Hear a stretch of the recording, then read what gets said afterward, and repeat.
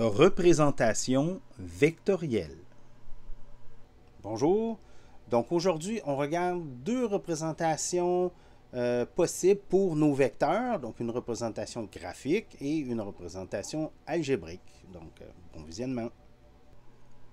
Pour étudier les vecteurs, on va d'abord s'intéresser à la position, donc au vecteur position. Donc la position, c'est donné par les coordonnées spatiales d'un corps tout simplement. Donc, c'est une notion avec laquelle vous êtes familier là, depuis le primaire. Déjà ici, j'ai une page deuxième année du primaire. On a à placer certains ou dessiner certains objets dans certaines cases du plan cartésien. Donc, on doit trouver une position à ces objets-là. Donc, on pourrait aussi bien, là c'est des A, B, C, puis des 1, 2, 3, 4, on aurait pu noter X, Y, comme vous le faites souvent en mathématiques. Donc, la position d'un objet, elle va être définie à ce moment-là par ses coordonnées qu'on peut représenter par un vecteur qui partira de l'origine, c'est-à-dire le 0, 0, et qui ira jusqu'à la coordonnée de l'objet. Donc, ce vecteur-là, je vais le noter, souvent, le plus souvent, on va utiliser la lettre R pour noter la position. Là, j'ai mis un A en indice pour dire qu'il s'agit de l'objet A. Et on surmonte habituellement ce symbole-là d'une flèche pour indiquer qu'il s'agit d'un vecteur. Bon, ce n'est pas un langage qui est universel, c'est souvent ce qui est fait en physique. On va mettre, surtout quand on écrit à la main, donc on met une flèche au-dessus pour signaler que c'est un vecteur. Cependant, dans les livres, ce n'est pas toujours le cas, mais le vecteur va à ce moment-là apparaître en gras. Et puis là, bon, moi j'ai en plus combiné, donc j'ai mis le gras plus le vecteur. Mais ce n'est pas systématique partout comme ça. En mathématiques, dans les livres de mathématiques du secondaire, oui, on va mettre la flèche au-dessus. Par après, les mathématiciens, généralement, ne la mettent pas. Mais nous, en physique, comme j'ai dit, plus souvent, on va le garder la lettre. Mais il faut la flèche. Mais il faut garder en compte, là, il faut être capable de reconnaître qu'est-ce qui est un vecteur de qu'est-ce qui ne l'est pas. Donc, la flèche nous aide. Nous, c'est ce qu'on va essayer de garder cette année. Donc, c'est mon premier objet. Le deuxième objet, lui, placé au vecteur RB. Donc, évidemment, j'ai une autre flèche qui part encore de l'origine et qui s'en va jusque mon objet. Donc, je reproduis ici la partie là, purement vectorielle. Et puis, j'ai mon vecteur RA, j'ai mon vecteur RB.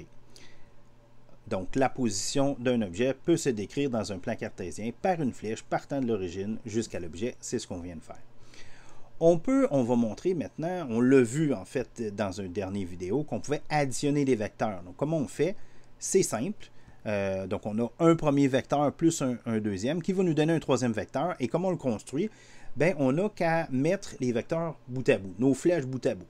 Donc, si je prends mon vecteur B, que je le décale, donc, vous regardez, il est parallèle, j'ai la même longueur, je peux aller l'installer au bout de mon vecteur RA, et à ce moment-là, mon nouveau vecteur RC, c'est celui qui sera décrit par la position résultante ici. Donc, je pars de l'origine et je m'en vais là. J'ai mon vecteur RC comme ça. Vous remarquerez qu'on aurait pu procéder autrement. On aurait pu partir du vecteur B, superposer le vecteur A, le mettre au bout, et on serait arrivé exactement au même endroit. Pourquoi? Mais comme on a vu, l'addition de vecteurs, c'est commutatif. Donc, je peux le faire dans l'ordre que je veux. Maintenant, on aurait pu aussi décomposer les vecteurs. Donc, si je suis capable de les additionner, ça veut dire que mon vecteur que j'ai, mon RA, ça peut être la somme de deux autres vecteurs. Puis pour le faire, je vais essayer de les décomposer selon les axes, parce que ça va être plus facile. Donc, j'ai un vecteur selon l'axe X, un vecteur selon l'axe Y, je les combine et ça me donne mon vecteur A. Je peux faire la même affaire ici avec mon vecteur B, et je pourrais faire la même affaire avec mon vecteur C. Mais là, regardez bien, ça veut dire que je pourrais aussi additionner les vecteurs en additionnant les composantes. Donc, si, là, il y a un peu de monde ici, là, je vais aller déplacer ici mon vecteur, je l'ai mis au bout.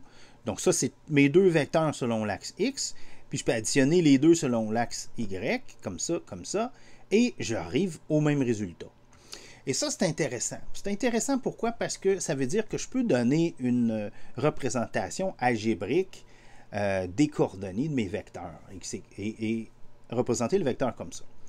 Et c'est ce qu'on va faire maintenant. Donc, je pourrais dire, par exemple, que mon vecteur RA, c'est la coordonnée du point A, là. Donc, un XA avec un YA.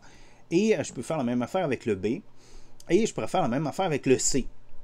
Donc, à ce moment-là, mon vecteur somme, donc mon vecteur RC, peut s'exprimer comme ci. Donc, c'est la somme de mes deux vecteurs, mais c'est aussi les coordonnées de ce nouveau vecteur-là vont être décrites comme la somme des coordonnées. Donc, la coordonnée en X de mon XC, dans le fond, c'est XA plus XB.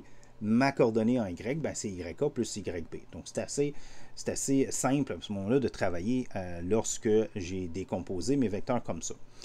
Donc, c'est pour ça que ici, je représente ici, donc le vecteur RC, c'est le vecteur qui m'a permis d'aller de la princesse jusqu'au cornet de crème glacée. Donc, je le représente ici, comme ça. Et ce vecteur-là, je pourrais aussi l'écrire d'une autre façon. En fait, je pourrais y arriver d'une autre façon. Donc, c'est le vecteur ici que je vais finir par appeler déplacement dans pas très long. Mais ce vecteur-là, je pourrais l'exprimer comme une soustraction de vecteurs. Pourquoi? Regardez ici. Si RA plus RC est égal à RB, RC, c'est égal à RB moins RA. Donc, je prends l'opposé de mon vecteur. Donc, ça veut dire le vecteur de la même grandeur, mais dans la direction opposée. Donc, si je les additionne ici, ça fait 0. Mais là, c'est de l'algèbre, je fais la même affaire de l'autre côté. Donc, j'ai RB moins RA comme ça. Donc là, je le vois bien. Si je prends mon vecteur RA et que je le revire de bord, donc j'ai moins RA. Si je le combine avec mon RB, comme ça, j'ai bien RB moins RA. Et ça me donne mon vecteur résultant qui est comme ça, qui, comme vous le conviendrez, est le même que celui qui est ici. Okay? Donc, si je le fais en composante, j'ai RA, c'est les coordonnées 3, 5, supposons, parce qu'ici, je vais remplacer les lettres par des chiffres. Donc, ma princesse est à 3, 5, le cornet est à 6, 6. À ce moment-là, je fais la soustraction. Donc, les X vont se soustraire, donc 6 moins 3, ça fait 3. Les Y vont se soustraire, 6 moins 5, ça fait 1. J'arrive pas les coordonnées finales de mon cornet, mais j'arrive que le déplacement peut être décrit par un vecteur, le vecteur 3, 1, comme ça. Et ce vecteur-là, c'est un vecteur où là, la position changée, c'est ce qu'on appelle le déplacement. Et normalement, on va souvent l'écrire comme ça, avec un delta pour dire variation. Donc, c'est la variation de mon vecteur R qui est mon déplacement. Donc, c'est rien d'autre qu'un changement de position. C'est ça que ça veut dire. Comme j'ai dit, on pouvait décomposer nos vecteurs selon des vecteurs, selon les axes. Là. Donc, c'est plus approprié. Mais on peut faire plus que ça. On peut le faire comme une combinaison de vecteurs qu'on dit unités, c'est-à-dire qui ont une grandeur 1. Et puis ça, c'est avantageux, surtout quand on va faire des opérations sur nos vecteurs, mais que la direction va rester inchangée. Donc, on a avantage à prendre un vecteur unité. Donc, si ici, mon vecteur RA, c'est 3, 5, je pourrais prendre un vecteur qui a la longueur 1, qui s'en va dans la direction des X, et ce serait un vecteur unité. Je pourrais faire la même chose selon l'axe Y. Puis là, vous voyez, c'est la même grandeur, mais la direction s'en va selon les axes là, de mon plan cartésien. Donc, à ce moment-là, le vecteur final, je peux dire c'est 3 fois la grandeur du vecteur unité selon l'axe X, plus 5 fois la grandeur du vecteur unité selon l'axe Y. Donc, je peux, comme ça, reconstituer des vecteurs à partir de mes vecteurs unités. Donc, comme j'ai dit, le vecteur unité possède la grandeur 1, puis la grandeur, c'est ce qu'on va appeler la norme. Donc, souvent, on va utiliser le mot norme.